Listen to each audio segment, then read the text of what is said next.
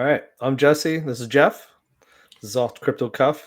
Two friends having a conversation while having a drink. Cheers. Cheers. Today I'm drinking Jefferson's. Nice, easy one for me. Yeah. What about you? What are you drinking over there? Something a little bit more festive. Traditional eggnog. What'd you spike it with? No, what was that? The Iron Smoke that I was drinking last time. Okay. Yeah, we did a little of that over the weekend with eggnog, but we have I have a Jameson that's a cold brew.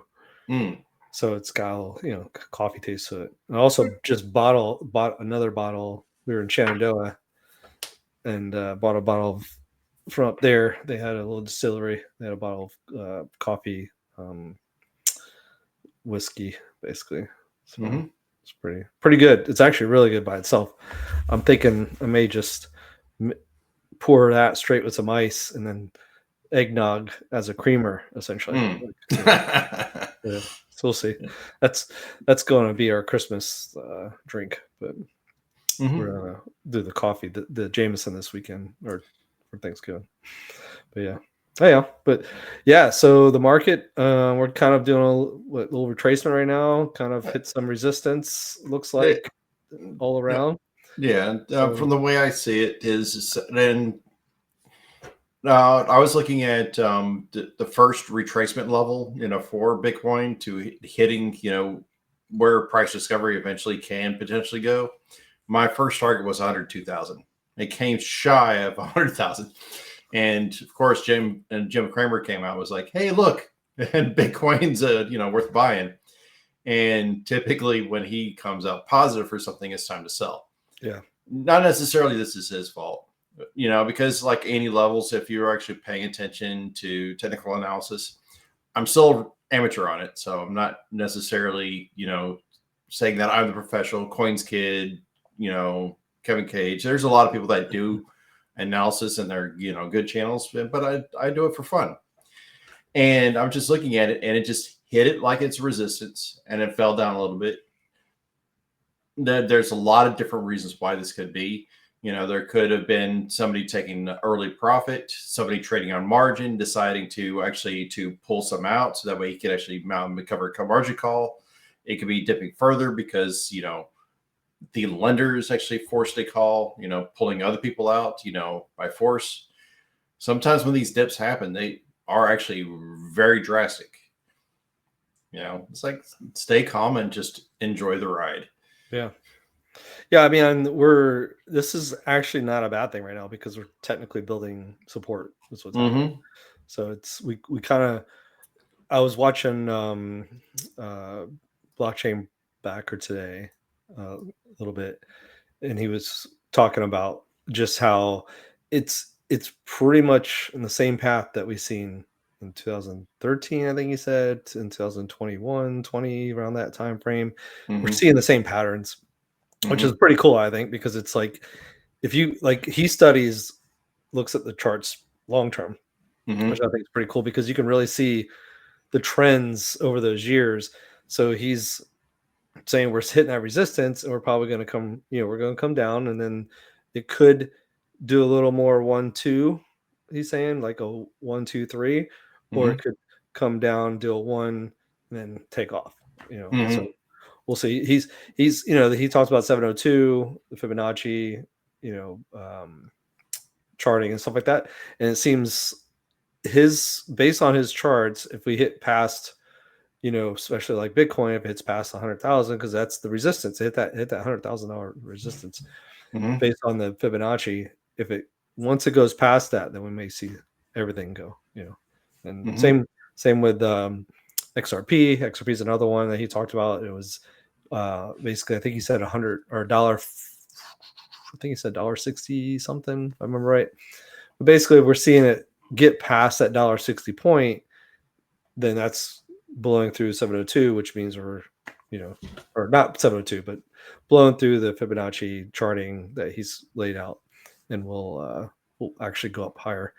Well, you might actually be relatively close because on my chart, it's hovering between the 61.8 and the 702. And that's where it's actually kind of like barred right in the middle of. So it's going to probably do a little consolidation. Yeah. I take a look at the charts on the week.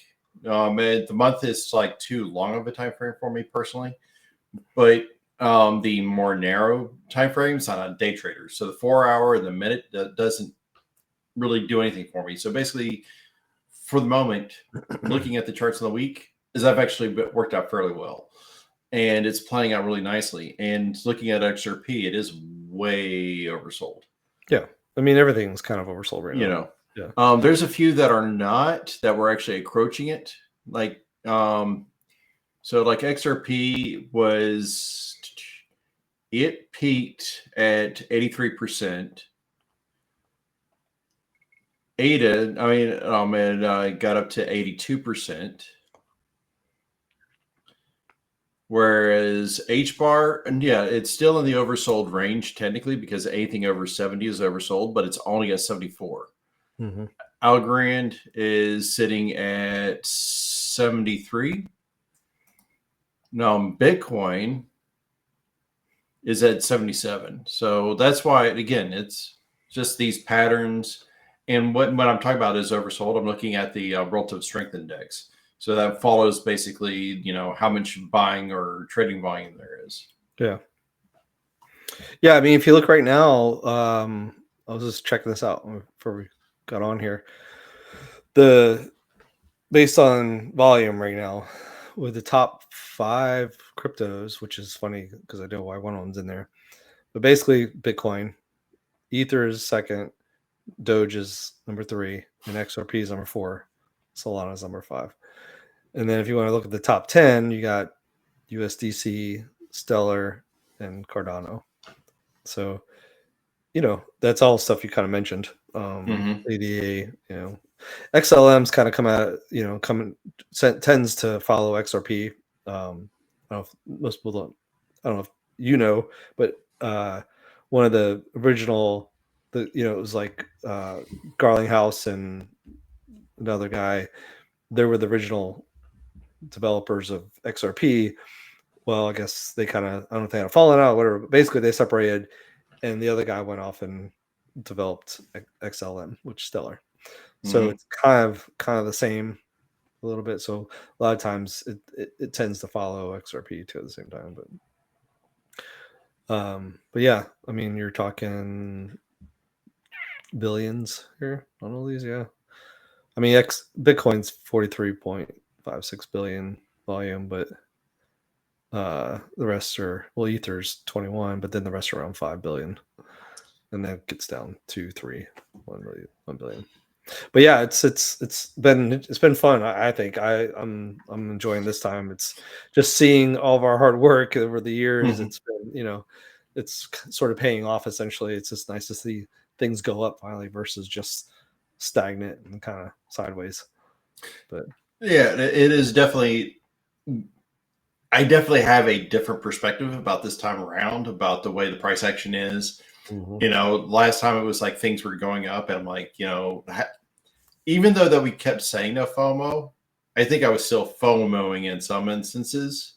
Yeah. Prior, even though we kept saying it because we kind of knew, but we were very ignorant about the space, and really didn't know what we were looking at or what was going on. And now that we've actually have some experience, and we've been listening to some of the right people, that actually, gave some of the better advice and recognizes a lot of the patterns that actually do happen. And, like blockchain backer, and he's all about, the fractals and, pointing out the patterns are, and they are kind of, blatant. They kind of stand out.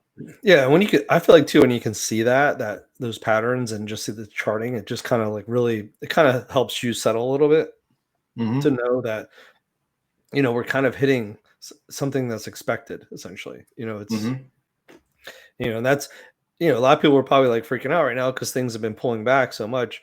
And they're like, oh no, everything's diving now. It's like, I mean, panic essentially, right? So, we're not doing that because we've seen this. This is very normal. It's like you said, consolidation, building support. It's And I'm going to repeat Coins Kid because it's hilarious. It is absolutely hilarious. I love this. Coins Kid, he says when you buy green candles, you get big red dildos. right. It's just like when you're actually buying something all the way up, it's going to crash on you. Yeah. So you have to be paying attention to what your buy point is, what your strategy is, and abide by that strategy. If you're just buying on a DCA and you're just going to diamond hands basically for life, and you're just trying to, build effectively generational wealth, and you really don't care what the short term, when I say short term, is like, this little bubble of a cycle is, and you're thinking, 5, 10, 15, 20, 30 years out. Yeah, it's just like just completely and totally ignore the market and just do what you're going to do. If you're trying to day trade, I was like, especially if you're new to the market. If you're day trading and you're not new to the market and you're probably listening to us, you're probably calling us idiots, which is fine. Yeah. But it's just like, if you're new to the market, it's like, it's probably not a good time to be trying to day trade because it's going to swing. It's going to be highly volatile. And this is where a lot of crypto haters come in because they're like, I lost my shirt in crypto. It's all garbage. Right. And I'm like, no, it's not. There is real world solutions being built. And they're going to actually be very beneficial. It's just like there are still hurdles to get past. It's like there was a lot of people making fun of the internet that said the internet's not going to go anywhere. They made fun of email. It was like, it's not going to go anywhere. Why do you need email? And now it's just ubiquitous. People just don't think about it anymore. Yeah. And the same thing's going to happen here. Oh yeah, I 100% believe this is the next .com era of, things happening in this world. But yeah. Do you want to talk about your charts that you were talking about? We started before we, got started. We were kind of talking about some of this stuff here, and yeah, I didn't want to show them per se, but I did want to briefly talk about them. Yeah, but it was actually kind of interesting. Kevin Cage did mention the total market cap, and you can actually chart it in TradingView, which is kind of cool. So the total market cap is the total amount of money, the total amount of liquidity in all crypto. So that's Bitcoin, Ethereum, everything. So you got all the way down to your shit coins, all the way up to Bitcoin. And last cycle, in putting a Fibonacci on it, it was actually kind of crazy on the numbers. So it made it to a total of, what is that, 2.8, almost $3 trillion. The top, when we actually say like blow off top, we're only talking about the 423 Fibonacci. I mean, it's like the top, it's red, it's very hard to get to. It didn't just get to it, it went over it. And it hanged out there for a couple weeks. If that pattern repeats, we're looking at an almost $10 trillion market cap this cycle. How long that lasts? Last time it was like 2 weeks and then crashed, and that's where the downward cycle started. Don't expect it to stay up there. Again, if you're trading today, depending on what you're getting into, do your own research. We're not financial advisors. If you're getting in today, you're still early. Believe it or not, you're still early. If you bought Bitcoin at 99 and it's now 96, please don't panic sell. That's not advice, but if it was my money, I wouldn't panic sell, because the odds of it recovering and going higher is actually higher than you selling now, it turning green, you buying back in at a less position, and overall you're still at a loss. Yeah. Well, I mean, that's the thing. It's like, even when you're buying, you gotta remember it costs money to buy it too and sell it. Yes. So even if you're trying to like, all right, I'm done, let me get out of this, it's you gotta kind of remember that part too. It's like it does cost you to buy and sell. So it's the exchanges are gonna get their money and they get you on both ends. Mm-hmm. But it's again, long-term investments. That's what I think you and I are both on the same page with that. We're just like, this is long-term. This is it's not a get rich quick thing. Mm-hmm. You see it, sure, it's there. We've talked about this in the past and other times, and that's what pulls people in, but it's really not. I mean, nothing. I don't know if that's what you're trying to do. You're probably, and you don't have no idea what you're doing. Then you're probably doing the wrong thing, because it really isn't. That's part of the FOMO. We talked about that. No FOMO. It's a joke, but also like for real, because if you see everything going crazy, you don't want to. You don't. It's not the time to buy, and that's FOMOing. You're just missing out, unless you're buying long term and be ready to lose what you've invested somewhat. I mean, I know for a fact I've lost money in my long term, with the I trust the 401k stuff in Mm-hmm. crypto. I dropped in a lot of money in at the peak of a lot of this stuff, and so I it cut my profits, what I put in half, almost to a quarter. But also it's long term. Again, I've realized that this is long term. So that's what you gotta. I think that's key to any of this, to me, is if you can play short term if you want, but don't I don't know, just be ready to lose it. That's what it boils down to. So don't invest more than you can afford to lose. Wise words. Yep. Yeah, it's like almost everybody on here, Rob repeats that, and I was going to effectively say that myself. Is just like, and there's different ways of actually thinking about this long term. Is for the chains that I actually do really get into. I like DeFi. I like providing liquidity. And even there is risky because you have impermanent loss. And there's good videos by Whiteboard Crypto that actually explains, in detail what that means. But there are ways of collecting passive income, through this, because you have your centralized exchanges, your Kraken, your Crypto.com, Coinbase, and they charge fees. They're the exchange fees for exchanging, dollars to crypto or crypto to crypto or whatever you're doing. Or you bring it on chain, and then you use a decentralized exchange or, a DEX, and then the liquidity providers. I mean, you can become a liquidity provider yourself, and there are still exchange fees, but they're actually distributed to the people actually providing liquidity.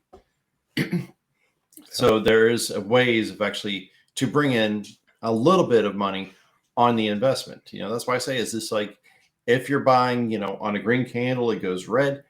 It's not a time to panic. It's just like, well, how can you actually utilize that to your advantage over the long term? Again, not advice. It just is what I'm doing. I'm looking at ways of actually producing passive income. It's long-term goals. Yeah, exactly.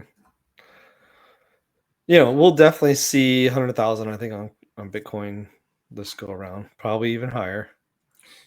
Yeah, a lot of people actually showing the curve on how it's kind of like curving, and it'll eventually flatten off, or not necessarily flatten, but it'll still go up, but it's just be this like shallow angle. Yeah. So that could be this cycle. It could be next. A lot of people are claiming that they're seeing like $100 million, Bitcoin on the horizon. I mean, it's like, maybe, I don't know. It's a lot of people call it the gold of crypto. So, but I do believe I think this go around, we're going to see it. We're just kind of, things are settling right now. There's a lot going to happen over the next couple months.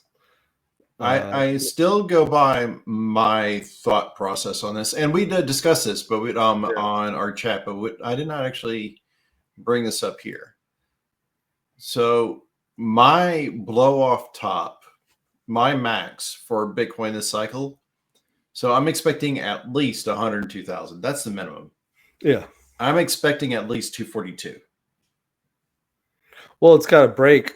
Hopefully, we want it to break, because then if it breaks, Yeah. then everything else will break behind it. So, Exactly. I mean, and again, the way the typical cycle goes is Bitcoin basically carries off the tail end of effectively the cycle. No, the basically the cycle year. When Bitcoin goes parabolic, you know the bull run is on. It carries through until the end of the year. Come early the year after, basically January, February, somewhere in there, Bitcoin basically starts losing what's its dominance. In other words, it's no longer the largest chain, kind of. In other words, all other chains combined are now greater than Bitcoin by itself. So as Bitcoin's dominance starts to shrink, basically altcoin season has started. And then basically what that means is that people are rolling off their profits from Bitcoin and they're putting them into basically the alt market. altcoins. Yep. Yep. And then that's when alt season basically starts. Yeah. And then you're going to see basically altcoins just spontaneously, double, triple, quadruple in price or more because of this, rollout. And then basically that's the rest of the following year. Yeah. But I mean, that's what, my amateur price prediction is that, and this is why I bring, it up in the conversation is people keep bringing up the super cycle. Is it's like at a certain point is you're kind of looking at the graph inverted, because all we're seeing is, and what most people see is like Bitcoin price go up. And that means that, okay, it's got more value. And they're equating that to basically stock prices, like a Tesla is more valuable, or an Apple's more valuable, or Microsoft is. Whereas you actually need to turn it upside down and say that one Bitcoin is equal to one Bitcoin, and it's a flat line. And what you're watching is the dollar actually decreasing in value. Right.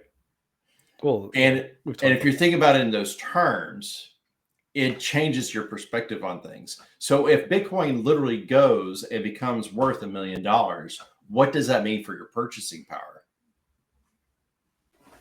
Right.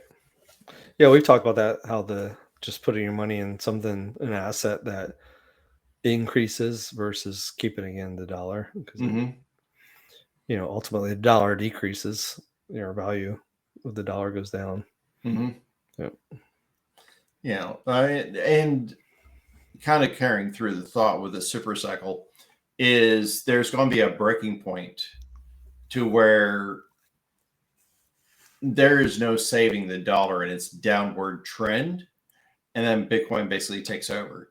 So the question is that I don't have the answer to, but I kind of been trying to war game this a little bit. And I think the most likely scenario is that we're going to end up with a normal cycle, because it's all psychology. It basically is free market. It's all psychology. People expect certain things to happen. And when you actually have like a lot of people pushing this idea of a super cycle, even if it's inevitable and mathematically provable, now you actually put that out there in the ether. Now people are expecting it to happen, which means that people can actually plan on it and bank on it and actually take advantage of the upward trend, which would actually force a normal cycle. I see what you're saying. Yeah. Right? So now that counterintuitive, essentially. It's counterintuitive. Yeah. So that's why I'm thinking it's like, even if this is, or even if the next one is the super cycle, because people gamifying it and trying to actually to play the market, knowing that's going to happen, in my mind, the most likely scenario is this time around is that it's going to be basically this psych. It didn't happen. It will tone. And then it will actually happen later. In other words, we're in the middle of the bear market, and then all of a sudden the market just turns around and just shoots off like a rocket. Yeah, that's kind of what I was thinking, because of the fact that like there's a lot of things happening with our government right now that could potentially spark this market. And like you said, people are expecting it to do something, and then it doesn't. It's like it kind of like it's like, so right. It's like and then people start kind of like stepping back. Well, then all of a sudden something happens with our government saying, hey, I mean, it was funny because blockchain said this today. He's like, it could be anything. It could be Trump saying, hey, XRP is pretty good over here, and then just boom, rockets. So or it could be something where they say, hey, we're moving, we're planning to move towards crypto, and that's going to be how we're going to do certain things. It's like, I don't. It could be anything, right? It could be any type of news that happens, especially with our government backing. I mean, if you kind of think about it, that's why we've been having this certain run right now. This like Trump got elected. Trump's a big, crypto guy saying we're going to become the leading country with crypto. It sparked a lot of this. It's all kind of timing. And I think that is going to come, but it's going to come a little later, and it may come after people have kind of like gotten to the point where they're like, it's not happening right now, this crypto thing, and meanwhile, like the people who are been in the market, I think for a long time will kind of see it coming ahead of time, but we'll see. I don't know. It's exciting. That's all I gotta say. It's exciting. It's very exciting to think about wargame about what the possibilities are. Yeah. And I do think the super cycle is inevitable. Nobody just knows when it's going to happen or how it's going to happen. And this has been kind of like my thought is like, how do you describe free market economics to somebody? Because basically, it's the two sides of the same coin in this aspect. Because one, it's the wisdom of the crowd. But people are insane in masses. Yeah. Right? Because people do stupid things. And I mean, effectively, what that does describe effectively, how, free markets or how people tend to behave.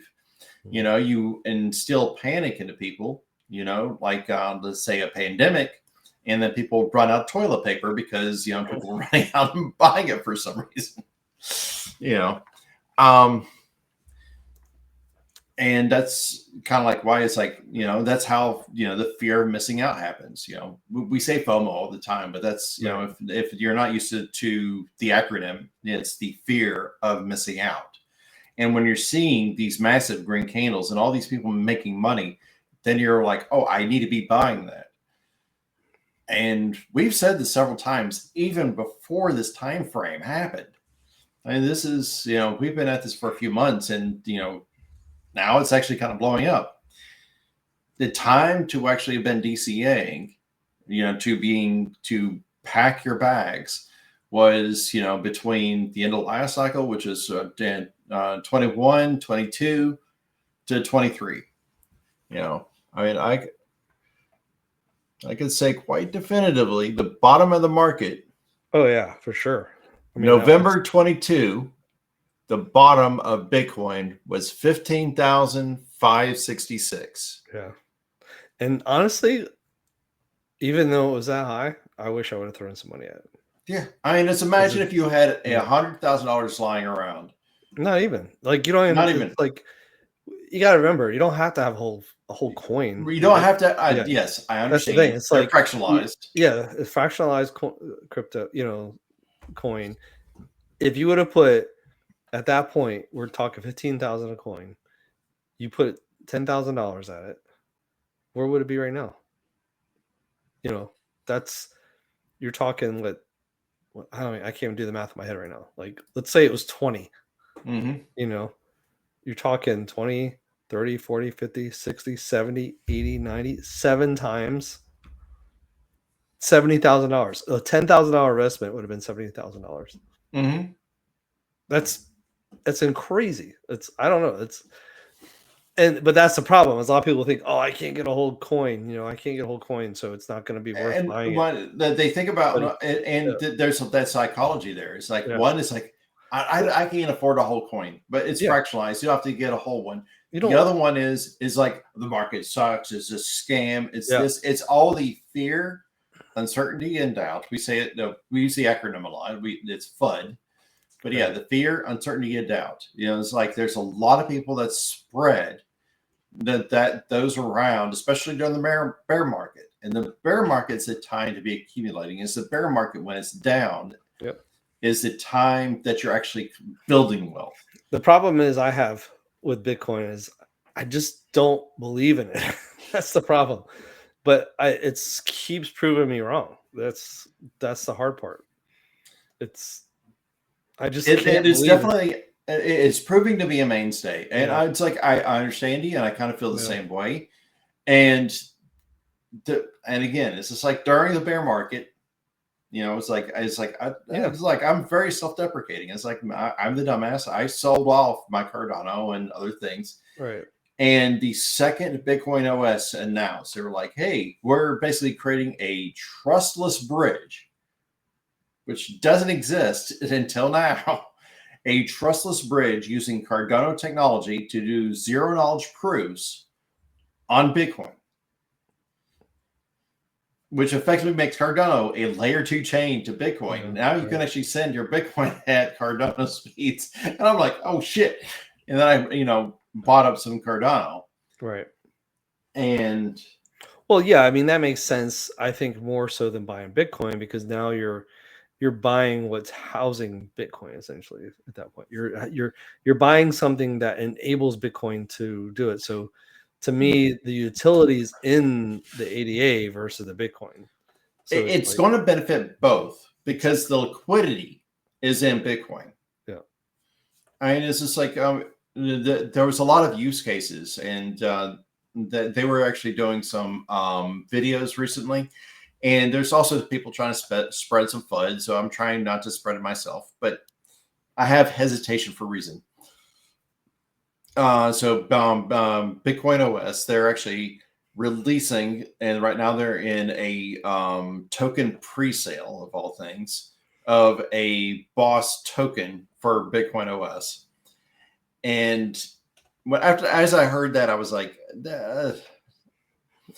we've heard these pre-sale tokens before. A lot of times they're pump and dumps, but at the same time, the technology that they're bringing, if the technology is proven, I'm trying to give them a bit of a doubt and let time basically determine what the reality is. Mm-hmm. Not trying not to prejudge. Yeah. Because there could be legitimate reasons, because they already mentioned that there's on-chain governance by holding the token. There's liquidity possibilities. And they've already been initially said that it was Cardano that was going to be used as the gas, and it just be seamless when you're actually sending your Bitcoin. So basically, the people that are transmitting their Bitcoin using this bridge, they don't have to hold with Cardano. They just send their Bitcoin, and just the gas fees work themselves out as if it's a Bitcoin fee. So, yeah. Again, I'm just going to sit and wait. It's like there's going to be a lot of FUD that's going to be spread around it. I'm just wanting to learn more effectively is where I'm at. Yeah. It's cool stuff.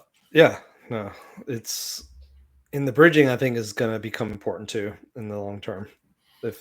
For any coin that wants to survive. And exactly. And talking about, and I'm going to use that as a segue. Yeah. Talking about trying to survive. Because you already brought up XRP. We both I hold a little bit. I'm sure you hold a little bit more. But and what's kind of interesting is that XRP, well, Ripple, the company, wants to replace Swift using XRP. That's reality. Swift is trying to upgrade itself and remain relevant by using Chainlink. Okay. So now there's going to actually turn into this little bit of war. Well, I mean, it's kind of parabolic in saying it that way. But no, it's a good thing. We want that. It's competition. Yeah. Competition is good. Right. So I'm not a big fan of Swift. Yeah. But I do like the idea that they're forced into the blockchain world to be competitive. Yeah. All right. Well, I'm done. Yeah, I'm technically been done for a little bit. I'm on the E. So till next time, Until next time. I'm Jesse. And This I'm is Jeff. Jeff. Hey, All right. please like, share, subscribe, and comment down below. Anything, all your comments are very welcome. See you next time.